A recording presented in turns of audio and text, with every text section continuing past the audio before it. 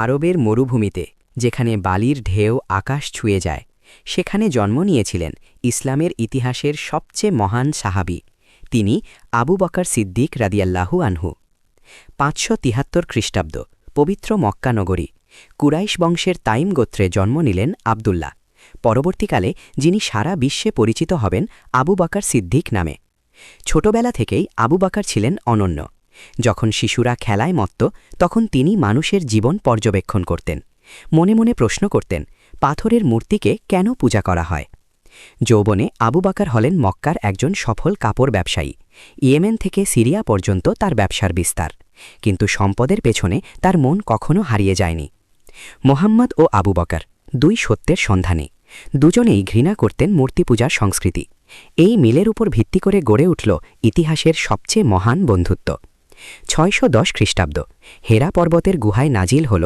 ইসলামের প্রথম ওয়াহি জিব্রাইল আমিন এলেন আল্লাহর বার্তা নিয়ে পড়ো তোমার রবের নামে পৃথিবীর ইতিহাস বদলে গেল রসুলুল্লাহ আবু বকরকে ইসলামের দাওয়াত দিলেন আবু বকর এক মুহূর্ত দ্বিধা করলেন না তৎক্ষণাৎ বললেন আমি সাক্ষ্য দিচ্ছি আল্লাহ ছাড়া কোনো ইলাহ নেই আবু বকর শুধু নিজেই ইসলাম গ্রহণ করলেন না তিনি হলেন ইসলামের প্রথম দায়ী তার প্রভাবে উসমান আব্দুর রহমান সাদ তালহা ও জুবায়ের ইসলাম গ্রহণ করলেন ইসলামের প্রথম যুগ ছিল অগ্নি পরীক্ষার যুগ মক্কার কাফিররা মুসলিমদের উপর নির্মম অত্যাচার শুরু করল কিন্তু প্রতিটি আঘাত তাদের ঈমানকে আরও মজবুত করল বেলাল ইবান রাবাহ গরম বালুতে শুয়ে নির্যাতিত হচ্ছেন আবু বকর তার সমস্ত অর্থ দিয়ে বেলালকে কিনে মুক্ত করলেন আল্লাহর সন্তুষ্টিই ছিল তার একমাত্র উদ্দেশ্য আল্লাহ তাআলা কুরআনে বললেন তাকে দূরে রাখা হবে জাহান্নাম থেকে সে যে বেশি তাকওয়াশীল যে তার সম্পদ ব্যয় করে নিজেকে পাক করার জন্য সূরা লাইল আয়াত ১৭-১৮ একবার কাফিরদের দ্বারা এতটাই মারধর করা হল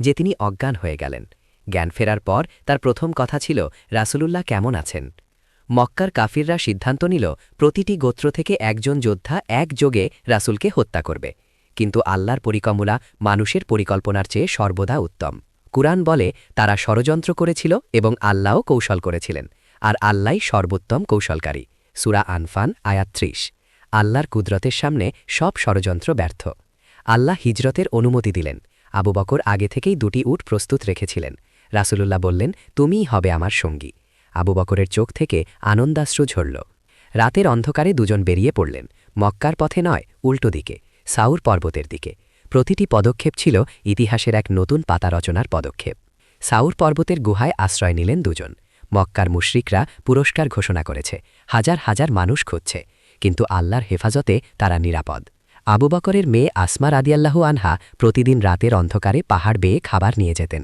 ওড়নার একটি অংশ ছিনে দিয়ে খাবার বাঁধতেন মুশরিকরা খুঁজতে খুঁজতে সাউর গুহার মুখে পৌঁছে গেল আবু বকর কাঁপছেন কিন্তু নিজের জন্য নয় তার সব ভয় শুধু রাসূলুল্লাহর জন্য আল্লাহর হুকুমে মাকড়সা জাল বুনে দিল গুহার মুখে কবুতর ডিম পেড়ে বসে রইল কাফিররা ভাবল এখানে কেউ ঢোকেনি তারা ফিরে গেল রসুলুল্লাহ বললেন হে আবু বকর চিন্তা করো না নিশ্চয়ই আল্লাহ আমাদের সাথে আছেন এই কথা আল্লাহ কোরআনে চিরকালের জন্য সংরক্ষণ করলেন সূরা তাওবা আয়াত ৪০ আল্লাহ কোরআনে আবু বকরকে সাহেব রসুলের সঙ্গী বলে উল্লেখ করেছেন এই সম্মান কিয়ামত পর্যন্ত তার নামের সাথে যুক্ত পৃথিবীর কোনো উপাধি এর সমকক্ষ নয় ৩ দিন পর নিরাপদে গুহা থেকে বেরিয়ে রওনা দিলেন মদিনার পথে প্রতিটি পদক্ষেপ ছিল ইসলামের নতুন অধ্যায়ের সূচনা এই হিজরত ইসলামী ক্যালেন্ডারের সূচনাবিন্দু মদিনায় পৌঁছালেন রসুলুল্লাহ ও আবু বকর আনসাররা আনন্দে এগিয়ে এলেন নতুন এক যুগের সূচনা হল মদিনার বাতাসে ভেসে বেড়াল ইসলামের সুবাস মদিনায় গড়ে উঠল ইসলামের প্রথম মসজিদ আবু বকর সবার সাথে কাঁধে কাঁধ মিলিয়ে মাটি বহন করলেন ক্ষমতাশালী মানুষের বিনম্রতার এ এক অসাধারণ দৃশ্য ৬২৪ খ্রিস্টাব্দ বদরের যুদ্ধ মাত্র ৩১৩ জন মুসলিম বনাম ১০০০ জন মুশরিক আবু বকর রসুলের পাশে থেকে আল্লাহর কাছে দোয়া করতে লাগলেন আল্লাহ মুসলিমদের বিজয় দিলেন উহুদের যুদ্ধে মিথ্যা গুজব ছড়াল রসুলুল্লাহ শহীদ হয়েছেন কিন্তু আবু বকর বললেন যদি রসুলও শহীদ হন তবু আমরা আল্লাহর পথে লড়ব মুনাফিকরা আবু বকরের কন্যা আয়েশা রাদিয়াল্লাহু আনহার বিরুদ্ধে মিথ্যা অপবাদ ছড়াল আবু বকর ভেঙে পড়লেন না অপেক্ষা করলেন আল্লাহর ফয়সালার জন্য অবশেষে আল্লাহ ওয়াহি নাজিল করলেন সূরা নূর আয়াত ১১ আয়েশার পবিত্রতা ঘোষণা করলেন স্বয়ং আল্লাহ কোরআনের পাতায় চিরকালের জন্য সংরক্ষিত হল এই সত্য। আল্লাহ আয়াত নাজিল করলেন, তারা যেন মাফ করে এবং ক্ষমা করে। তোমরা কি চাও না যে আল্লাহ তোমাদের ক্ষমা করুন? আবু বকর কাঁদলেন এবং মিস্তাকে ক্ষমা করলেন। 628 খ্রিস্টাব্দ, হুদায়বিয়ার সন্ধি। অনেকের মনে অস্থিরতা, কিন্তু আবু বকর অটল। তিনি আল্লাহর রাসূল, আল্লাহ তাকে কখনো হারাবেন না। বিশ্বাসী ছিল তার শক্তি। আল্লাহ ঘোষণা করলেন, নিশ্চয়ই আমি তোমাকে সুস্পষ্ট বিজয় দান করেছি। সূরা ফাত, আয়াত 1। আবু বকরের বিশ্বাস সত্য প্রমাণিত হল। হুদায়বিয়া ছিল আসলে মহাবিজয়ের ভূমিকা। 630 খ্রিস্টাব্দ, মক্কা বিজয়। 10,000 সাহাবার বিশাল বাহিনী মক্কায় প্রবেশ করল। আবু বকর ছিলেন সেই ঐতিহাসিক মিছিলে। ইসলামের বিজয়ে তার বুক আনন্দে ভরে উঠল। তাবুকের অভিযানে রাসূলুল্লাহ দান করার আহ্বান করলেন। আবু বকর নিজের সমস্ত সম্পদ নিয়ে এলেন, একটি পয়সাও রাখলেন না। রাসূল জিজ্ঞেস করলেন, পরিবারের জন্য কি রেখেছ? আবু বকর বললেন, আল্লাহ ও তার রাসূলকে রেখে এসেছি। এই কথা শুনে উমর বললেন, এই ব্যাপারে আমি আবু বকরকে কখনো পরাজিত করতে পারব না। আল্লাহ বলেছেন, তোমরা কখনো পুণ্য লাভ করতে পারবে না যতক্ষণ না তোমরা যা ভালোবাসো তা থেকে ব্যয় করো। সূরা আলে ইমরান, আয়াত 92। আবু বকর এই আয়াতের জীবন্ত বাস্তবায়ন। 632 খ্রিস্টাব্দ, বিদায় হজ। আরাফাতের ময়দানে 1,24,000 সাহাবার সামনে রাসূলুল্লাহ দিলেন তার ঐতিহাসিক ভাষণ। আবু বকর ছিলেন তার পাশে। সেই দিন আল্লাহ নাজিল করলেন, আজ আমি তোমাদের দিনকে পরিপূর্ণ করে দিলাম। সূরা মাইদা, আয়াত 3। উমর কাঁদলেন। পরিপূর্ণতার পর আসে বিদায়ের সময়। মদিনায় ফিরে রাসূলুল্লাহ অসুস্থ হয়ে পড়লেন। অসুস্থ অবস্থায় তিনি আবু বকরকেই দিলেন নামাজ পড়ানোর দায়িত্ব।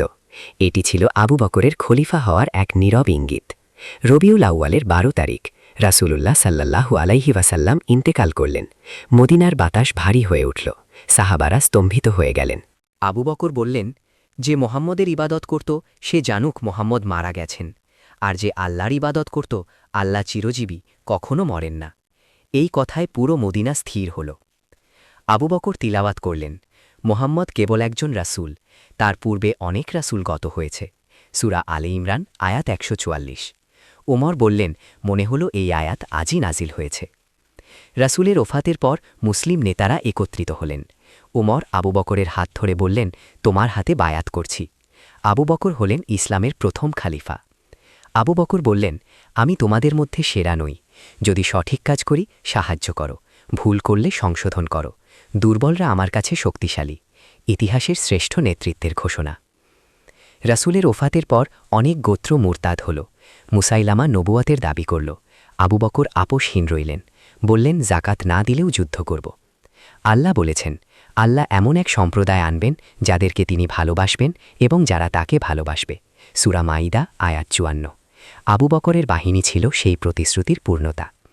রাসূলুল্লাহ মৃত্যুর আগে উসামার অভিযানের নির্দেশ দিয়েছিলেন। অনেকে বাধা দিলেও আবু বকর অটল রইলেন, রাসূলের নির্দেশ পালন করতেই হবে। ইয়ামামার যুদ্ধে 700 হাফিজে কোরআন শহীদ হলেন। উমর আবু বকরকে বললেন, কোরআন সংকলন করতে হবে।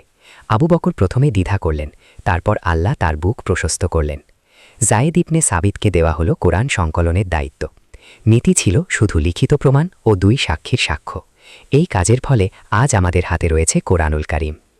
আল্লাহ বলেছিলেন, নিশ্চয়ই আমিই কোরআন নাজিল করেছি এবং আমিই এর হেফাজতকারী। সূরা হিজর, আয়াত 9। আল্লাহ এই হেফাজতের জন্য আবু বকরকে মাধ্যম বানালেন। আবু বকরের খেলাফতে ইসলামের বিস্তার শুরু হল পারস্যের দিকে। খালিদ ইবনে ওয়ালিদের নেতৃত্বে মুসলিম বাহিনী এগিয়ে গেল। আল্লাহর সাহায্যে একের পর এক বিজয় আসতে লাগল। আজনাদায়নের যুদ্ধে বাইজেন্টাইন সাম্রাজ্যের বিরুদ্ধে মুসলিমরা বিজয়ী হল। ইসলামের আলো ছড়িয়ে পড়ছে। আবু বকরের দূরদৃষ্টিসম্পন্ন নেতৃত্ব এই বিজয়ের মূল ভিত্তি। আল্লাহ প্রতিশ্রুতি দিয়েছিলেন, যারা ঈমান আনে ও সৎকাজ করে তাদেরকে আমি জমিনে খিলাফত দান করব।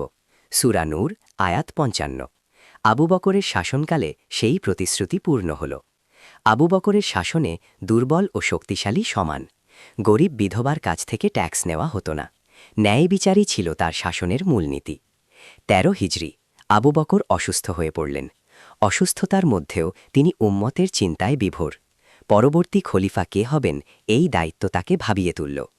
মৃত্যুর আগে আবু বকর পরামর্শ করে ওমর ইবনে খাত্তাবকে পরবর্তী খলিফা মনোনীত করলেন। এই সিদ্ধান্ত ছিল তার দূরদর্শিতার প্রমাণ। ইসলামের ভবিষ্যৎ তিনি নিশ্চিত করে গেলেন। মৃত্যুর শয্যায় আবু বকর আয়শাকে বললেন, রসুলুল্লাহর পাশে দাফন করার অনুমতি নাও। আয়শা অনুমতি নিয়ে এলেন। আবু বকর বললেন, আলহামদুলিল্লাহ।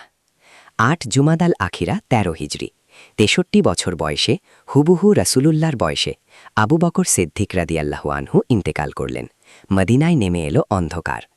আবু বকরকে দাফন করা হলো রাসূলুল্লাহর পাশে। দুনিয়াতে যে বন্ধুত্ব ছিল অতুলনীয়, মৃত্যুর পরেও তারা পাশাপাশি। এই দৃশ্য ভালোবাসার সর্বোচ্চ পরিণতি। আবু বকর সিদ্দিক রাদিয়াল্লাহু আনহু তার জীবন আমাদের শেখায়, বিশ্বাস থাকলে অসম্ভব সম্ভব। ত্যাগ করলে আল্লাহ বেশি দেন। সত্যের পথে চললে আল্লাহ সাথে থাকেন। রাদিয়াল্লাহু আনহু।